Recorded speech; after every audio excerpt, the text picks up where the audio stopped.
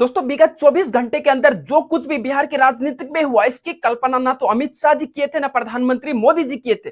दोस्तों नीतीश कुमार ने एक बार फिर बिहार की राजनीति को दिशा और दशा दोनों बदल के रख दिया। दोस्तों नीतीश कुमार का साफ साफ कहना है कि वो बिहार में बीजेपी का भाई नहीं, बड़े भाई बनकर के चुनाव लड़ना चाहती है, इसलिए हम बीजेपी से ज्यादा सीटों पे चुनाव लड़ेंगे। और वही दूसरी तरफ बात की जाए तो महागठबंधन में भी कुछ ठीक नहीं चल रहा। गठबंधन उनका अब तक नहीं बना है। दोस्तों उधर वीआईपी पार्टी के मुकेश सहनी जो है वो शर्त रख दिया कि जब तक उनका घोषणा नहीं किया जाएगा उप मुख्यमंत्री के तौर पे, तब तक उनका गठबंधन नहीं किया जाएगा। उधर कांग्रेस ने भी प्रेशर बनाना शुरू कर दिया आरजेडी के ऊपर कि ज्यादा से ज्यादा उनको सीट चाहिए, नहीं तो वो अकेला बिहार में चुनाव लड़ने को तैयार है। दोस्तों बिहार के लोगों को समझ नहीं आ रहा है कि वो डाले तो डाले किसको वोट, सपोर्ट करना है तो करना किसको है, किस पार्टी को वोट डालेंगे, ये कहीं ना कहीं उनके लिए बड़ा चैलेंजिंग हो गया है बिहार में। दोस्तों बिहार के लोग उम्मीदवारों के ताक में बैठे हो कि उनके बीच जो उम्मीदवार है वो कौन होगा। उधर सीटों का बंटवारा नहीं हुआ, सीट तो छोड़िए, यहाँ पे गठबंधन जो है, गठबंधन अब तक जो है अपने डिसीजन नहीं ले पाया कि वो गठबंधन के साथ लड़ेंगे, कौन किसके साथ जाएंगे। आरजेडी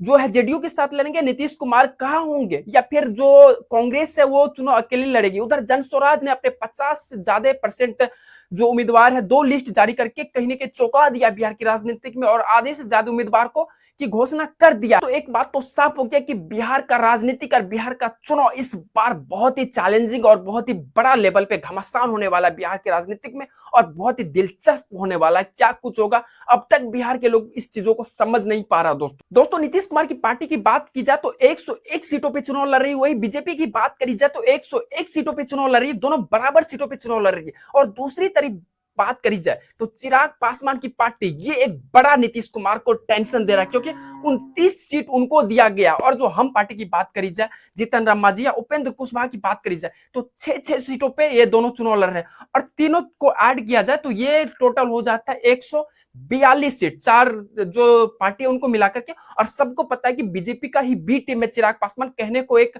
अलग पार्टी, बट वो बीजेपी ही उनको कंट्रोल करती विद द कंट्रोल। और दूसरी जो जीतन राम मांझी या उपेंद्र कुशवाहा है उनको भी बीजेपी ही कंट्रोल करती। यही बात जो है नीतीश कुमार को हजम नहीं हो रहा। अगर उनको 101 सीटों पे चुनाव लड़ा रही है और उनका ग्राफ जो है कम हुआ, तो कहीं न कहीं उनके माइंड में ये भी चल रहा है कि हमको साइड करके ये बाकी 4 लोग तो सरकार बना लेती है, तो बीजेपी वहां पे कहीं न कहीं ये चीज जो है खेल गया है। और नीतीश कुमार को ये चीज समझ आ रहा है। लोग कहते हैं कि नीतीश कुमार का जो माइंडसेट है वो काम नहीं कर रहा।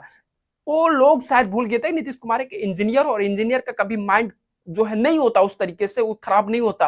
वो इस टाइम पे जिस लेवल से सोच रहा है वो बहुत ही उनके लिए, पार्टी के लिए हित में बहुत ही फायदे होने वाला है दोस्तों। और उनके ग्राफ को जिस तरीके से कम किया जा रहा है, ये चीज उनके माइंड में लगातार चल रहा है, और नीतीश कुमार इस चीजों को नहीं झेल पाएंगे, और वो हो सकता है कि गठबंधन के साथ नहीं रहे। दोस्तों आपको क्या लगता है बिहार की राजनीति में क्या कुछ होने वाला है, कौन किसके साथ लड़ेंगे, कौन किसके साथ गठबंधन में रहेंगे, ये अभी भी कंफ्यूजन है। आप अपनी अपनी राय दे सकते हैं।